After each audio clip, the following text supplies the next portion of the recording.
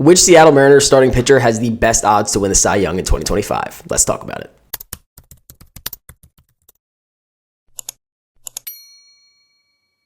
So yes, sorry guys, it has been a while since I have posted a video, but we are back and we're going to be on a much more regular routine than we have been in the past month, and the season is coming up later in March. So we will have a bunch of content coming out, especially things to look out for before opening day, as well as what will the opening day roster really look like. But either way, in today's video, we're going to be discussing which Seattle Mariners pitcher that I believe has the best chance to win the Cy Young in 2025. Now we're really going to be focusing on two main pitchers because in my opinion, there really only is two of them that have a legitimate shot of winning the Cy Young. While I do think this rotation is absolutely stacked and they all will dominate in their own way, I do really only think that only two of them have a legitimate chance to win the Cy Young. And in my opinion, those two pitchers are Logan Gilbert and George Kirby. Not that I don't think Luis Castillo, Bryan Woo, and Bryce Miller aren't outstanding pitchers and still aren't even top 20 pitchers in the league. I think they absolutely dominate just like Logan Gilbert and George Kirby do. I just personally think that Logan and George have the best chance of winning the Cy Young this upcoming season. I'm also going to be going over which one of these I think has the best chance out of each other to win the Cy Young, but let's go over some of the predictions based on BetMGM and those betting numbers. So out of all the Seattle Mariners starting pitchers, Logan Gilbert has the best odds to win the Cy Young at plus 1100 for all you bettors out there, according to BetMGM,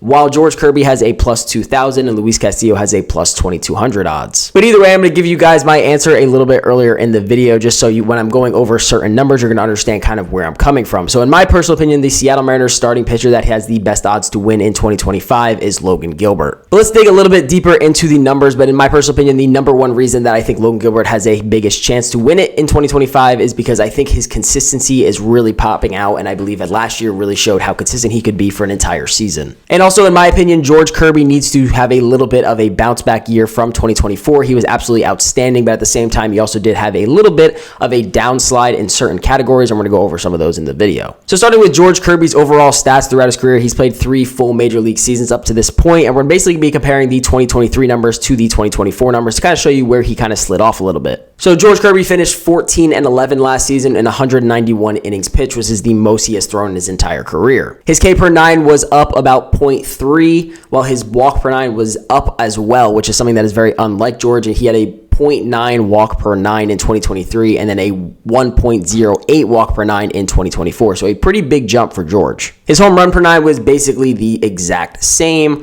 while his ERA did jump from a 3.35 to a 3.53. And he did have a 0.01 decrease in his F-WAR from 2023 to 2024. While on the other hand, Logan Gilbert had the best season of his career in 2024, where you just saw massive strides. Ignore the 9-12 record, that was by no means his fault, but he pitched a career high of 208 innings, where he also had a massive jump in his K per 9, a decrease in his home run per 9, a decrease in his walk per 9, and a massive decrease in his ERA from a 3.73 down to a 3.23. And then he had his highest WAR in 2023 with a 3.1, but this past season he had a 4.1, so a massive jump there as well. Before we dig a little bit deeper into Logan Gilbert's stats from last season and why he just has been absolutely dominating and he just keeps getting better and better as the years go on, I want to discuss what I mean with the consistency aspect from George Kirby and Logan Gilbert. So oddly enough, Logan Gilbert said in an interview yesterday that he felt extremely comfortable on the mound all of last season, and he felt he was the most consistent he had ever been. And let's also not forget that Logan Gilbert finished 6th in Cy Young voting last year alone, so as long as he continues to get better, he's going to be just fine and be right there for every AL Cy Young to come. So I want to talk about a little bit more about the consistency aspect compared to George Kirby and Logan Gilbert. So if you pull up their ERAs from a month-to-month basis, Logan Gilbert only had 2 months where he had over a 4.0 ERA,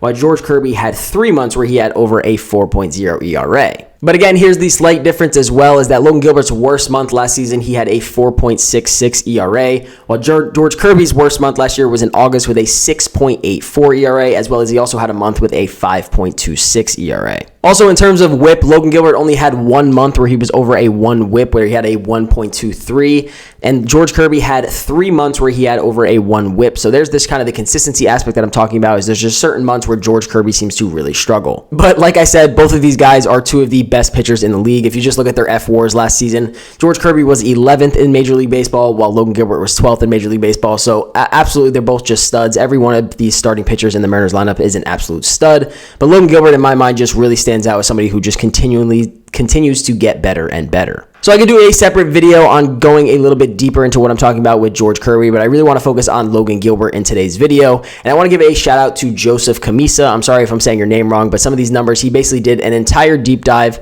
on Logan Gilbert and why he will be the 2025 AL Cy Young Award winner. I want to go over some of his stats today. So any of these stats you're about to be hearing from this point on are the ones that he put together through this study. So basically going back to what I was saying, the first part of this thread basically discussed all his stats from last season and which were career highs. And here's where all of Logan Gilbert's career highs last year in the main stat categories. A 33 games started, which was a career high, 208.2 innings pitched, a 3.27 FIP, a 3.19 Sierra, a 0.88 WHIP, a 22.8% K to walk percentage, and then a 4.1 FWAR, which all those numbers were career highs for Logan last season. So to go over a little bit of a deeper statistic that Joseph had put in this thread, here were some of the categories where Logan Gilbert improved from 2023 to 2024. He saw a dip in his average exit velocity. He saw almost a 5% dip in his hard hit percentage. He saw a fastball exit velocity drop by about 0.5%. His home run to fastball ratio dropped as well. His barrel percentage dropped over 1%, and his launch angle dropped over 1.3%. So Logan Gilbert in these categories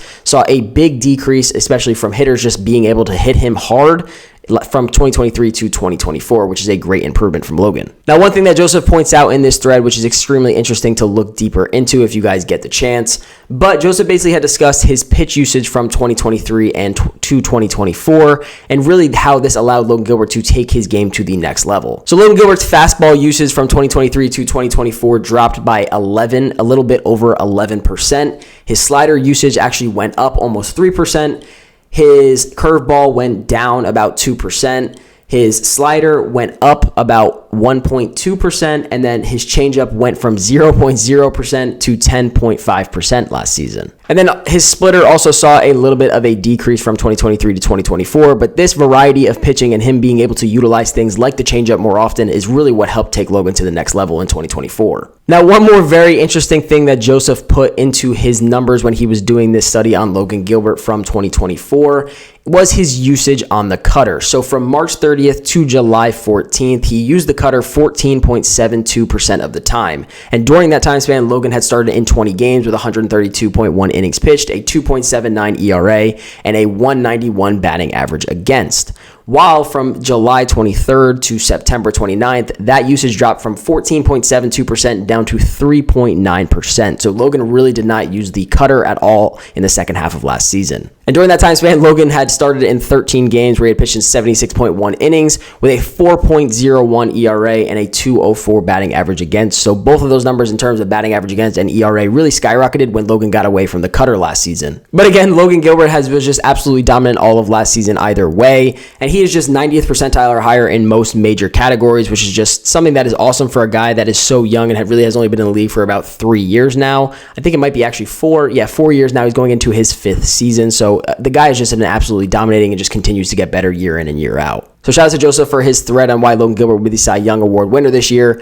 But I do really just think that this is so true, and I think he has one of the best shots on the Seattle Mariners rotation to really just go out and be dominant yet again. And again, before anyone yells at me, I'm not saying that all those other guys do not have a solid chance. I just don't think Bryan Woo's really at that point yet. I really think he needs to put together a full, healthy season first. I think Bryce Miller is very close. Bryce Miller is another one that we could discuss, getting in and being very consistent year after year and getting better year after year as well. And Luis Castillo really just needs to have a bounce-back season this year and really just do much better than he did last season. But please let me know down in the comments who you guys think in the starting rotation has the best chance to go out and win the Cy Young this season. Otherwise, I'm happy to be back, and I hope you guys did enjoy the video, and I'll see you guys in the next one. Peace out.